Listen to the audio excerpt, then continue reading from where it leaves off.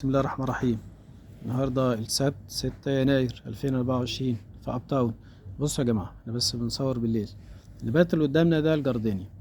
طبعا الكل بيحب نبات الجاردينيا، نبات جميل زهرته جميله والكل بيعشق الجاردينيا. للاسف الشديد على مواقع التواصل الاجتماعي وعلى النت خلاص بنلاقي الكل بينصح ان هو يغذي الجاردينيا بالحديد، يعني يدي الجاردينيا حديد لان هي شرهه لعنصر الحديد.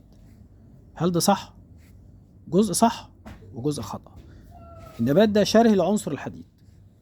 الحديد عنصر بطيء التحرك في خلايا النبات، يعني الحديد زيه زي عنصر الكالسيوم، زيه زي بعض العناصر الأخرى اللي حركته في عصارة النبات ضعيفة، فلذلك أعراضه بتظهر على الورق الحديث، على الورق الحديث اللي لسه صغير أهو. اللي قدامنا ده الاصفرار ده أهو، اصفرار العروق الوسطى ده أهو، كل الاصفرار اللي أنت شايفه ده ناقص حديد. جميل اهو، ناقص حديد. جميل. دي الجزئيه الصحيحه ان الجاردينيا نبات حامضي.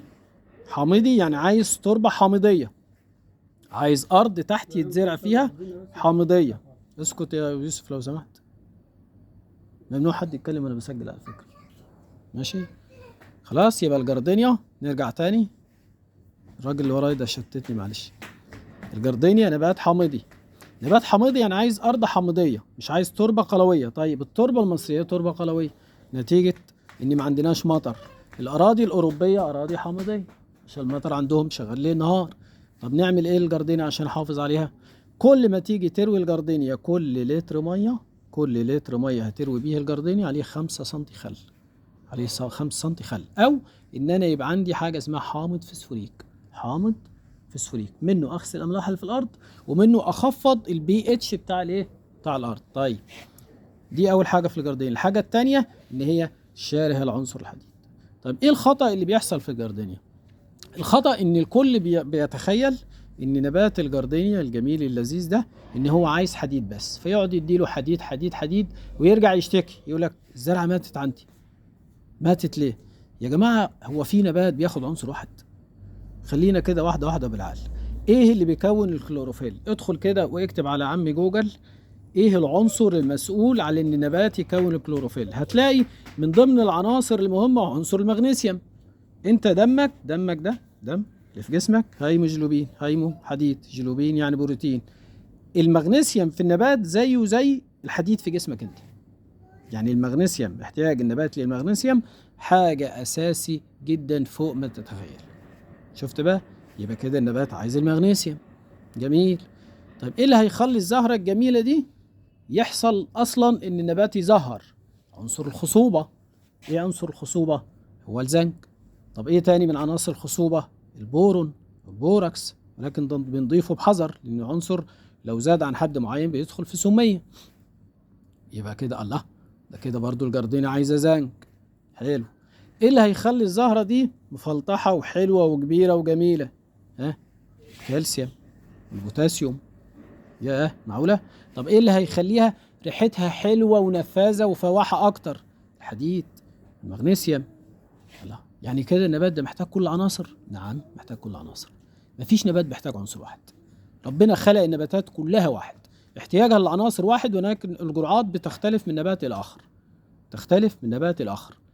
في نبات ممكن يتحمل قلوية التربة وده نادرا، يعني معظم النباتات حتى الاشجار اللي احنا بنزرعها المثمرة او نباتات الزينة بتحتاج له تربة متعادلة ومائلة الى الحامضية. التربة المصرية لا، قلوية مش متعادلة كمان.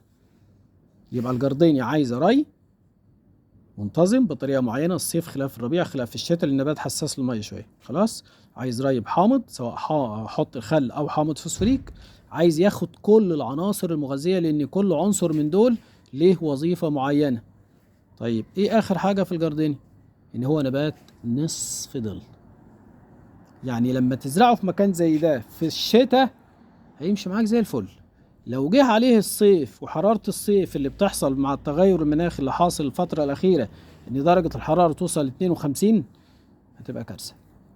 إن ده نبات نصف ظل زيه زي الأريكة.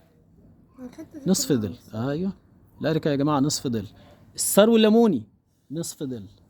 الشمادوريا تمشي نصف ظل، وتمشي ظل. يعني ممكن اخليها جوه الفيلا عندي، ولكن اخلي عليها اضاءة واضحة ومباشرة. خلاص. وده الغلط اللي بيغلطه الكتير لما يجيب نباتات داخلية جوه الفيلا عنده. بتجيب نباتات داخلية وتروح معتم لي الستاير وقافل لي الشيش وقافل لي مش عارف ايه وقافل لي وقافل لي. طب ما هو هيكون الكلوروفيل ازاي؟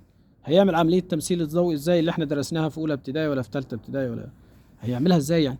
هيعمل عملية تمثيل ضوء ازاي وانحناء ضوئي ومش عارف ايه والبذرة تطلع ايه والجدر يطلع ايه؟ فاكرينها؟ نبات هيعمل تمثيل ضوء ازاي؟ لازم الإضاءة المباشرة. فالجردينيا نبات نصف ظل، يبقى عشان يظهر زنك، زهرة حلوة بوتاسيوم وكالسيوم، ريحة حلوة يعني مغنيسيوم وحديد، جذور قوية وشغالة كويس يبقى فوسفور، خضار في الورقة يبقى مغنيسيوم ونيتروجين. مفيش حاجة اسمها ان نبات بيحتاج لعنصر واحد. ده خطأ، او ده بقى مشكلة للأسف مواقع التواصل الاجتماعي، سواء على جوجل سواء على الفيسبوك فتلاقي عجن بياخد كوبي ويروح ينسخ ويرمي في اي موقع تاني، ياخد ويرمي ياخد. المواقع كلها كده بنفس الصورة دي. جاردينيا نبات حامضي، نبات بيحتاج لكل العناصر المغذية، تمام، ونبات نصف ظل.